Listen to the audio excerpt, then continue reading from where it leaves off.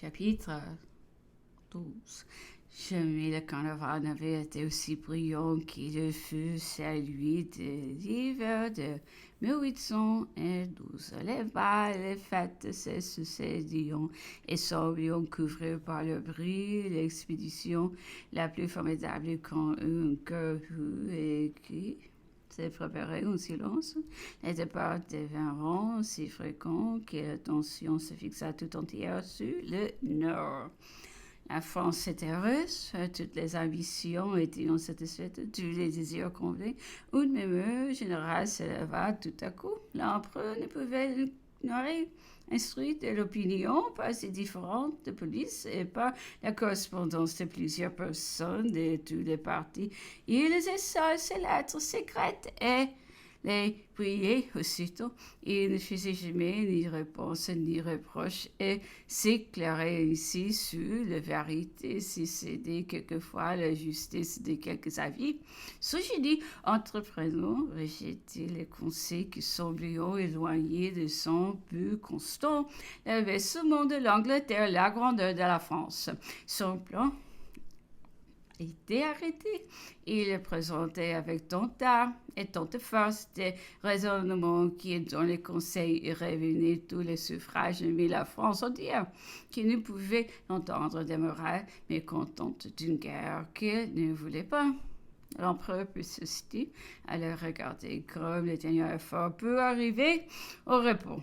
Il croyait tout possible à la valeur française et rien ne l'arrêta. Mon frère fut mandé à Paris. Elle ne déguisa pas l'opinion publique et l'expression des pays dont des fois parcouru.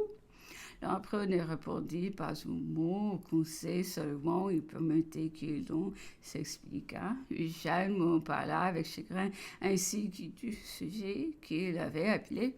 L'empereur voulait laisser régent en France pendant son absence. En le lui apprenant, il le regarda fixement. Il ne pouvait douter de lui, mais il lui confiait beaucoup. Eugène répondit qu'il préférait le commandement de son corps d'armée, mais comme un peuple qui murmure, cherche de nouveaux objets d'affection, et qu'il était raté. Eugène avait causé trop de choix, et il n'en fut plus question. L'empereur ne pouvait être jaloux, lui qui n'avait pas d'égal.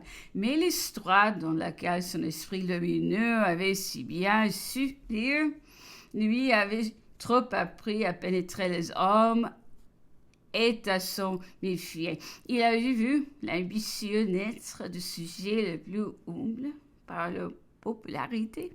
Aussi succédait toujours ses regards sur l'homme le plus sûr. Aussitôt qu'il avait fait grande, personne n'était indépendant de lui, ni par la fortune, ni par les honneurs. Et lorsque l'opinion, qui n'a pas de loi, se manifestait trop fortement en faveur de quelqu'un, il avait soin de modérer la louange, de la donner avec mesure et réserve, connaissant tout le prix de ce qui venait de lui et en réduisant les effets. Si c'est une faute pour un souverain faible de ne pas assez se méfier d'une grandeur ambitieuse, c'est un souverain fort de ne pas assez se reposer sur l'habilité désintéressée. Il arrive trop souvent sur le règne d'un grand homme qui lui seul est tout. Le reste n'est rien, les facultés des autres sont de mon mesure que les siennes s'élèveront. Il semble ne rechercher dans ses semblables que des machines bien organisées. Son cerf les laisse, les reprendre, et ne veut s'éclairer que de sa propre lumière, enterrée à la fin d'hommes qui son génie même a rendu inhabile les jours où il est forcé de les livrer à eux-mêmes. Ils lui manquent et sans trahison, il est trahi. Mon frère était le seul homme qui l'a produit l'essai en France. Les craintes que je viens d'expliquer et de l'intrigue que les exagérats l'en détourneront. Il plaça l'archichancelier à la tête des affaires, se rendit en Russie. L'impératrice l'accompagna jusqu'à Dresde. où il y eut une réunion des souverains d'Autriche et de Prusse. J'ai vu partir mon frère, j'ai vu partir celui que j'aimais, et mon cœur en feu d'un vrai. Nous redoutions jusqu'aux victoires qui ayant frappé en cœur quelques familles des plots. Et après tant de gloire, nous aspirions plus qu'au bonheur de la paix.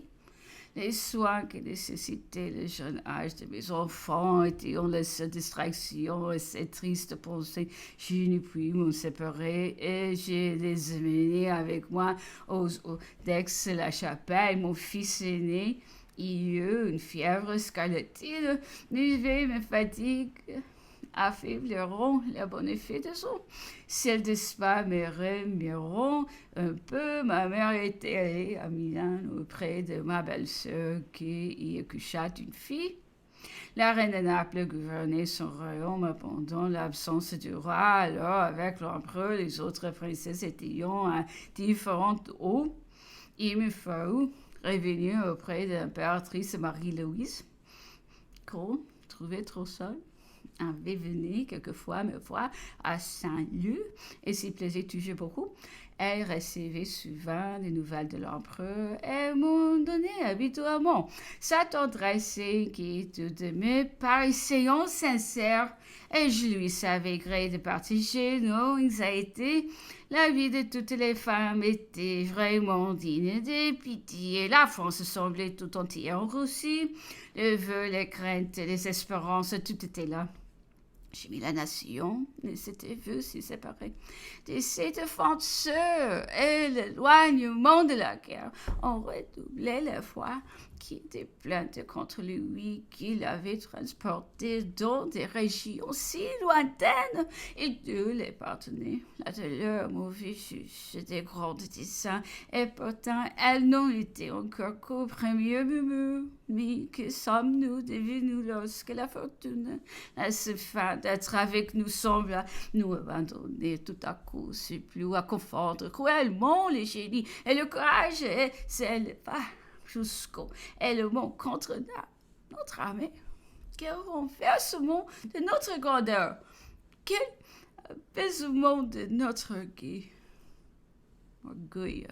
Alors cet empire du Nord, qui avait d'abord reculé devant nous, ne renvoyait plus à la force que les débris de son naufrage mutilé, dispersé, mais quoique justif, vainqueur encore.